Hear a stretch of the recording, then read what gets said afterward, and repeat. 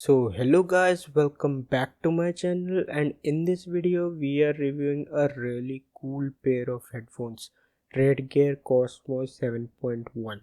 The headphones come in this red and black box. On the left side are some mic and speaker specification like mic sensitivity and the driver size, which is a 50 mm driver, and on the back side there is a picture of the headphones. These headphones are available in black and white color.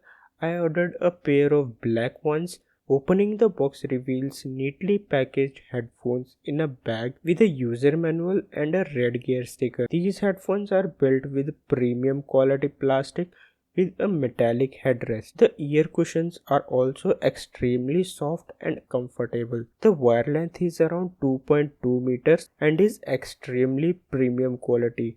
The connector is also silver plated. There's also a controller to turn on or turn off the mic, increase decrease volume, or to turn off the RGB lights. The headphones come with the 7.1 virtual surround sound, which is extremely helpful in FPS games to locate enemies. Talking about the sound quality, the headphones deliver a crisp sound with rich bass and brilliant treble. While watching movies or listening to the music, you can hear every single instrument separately.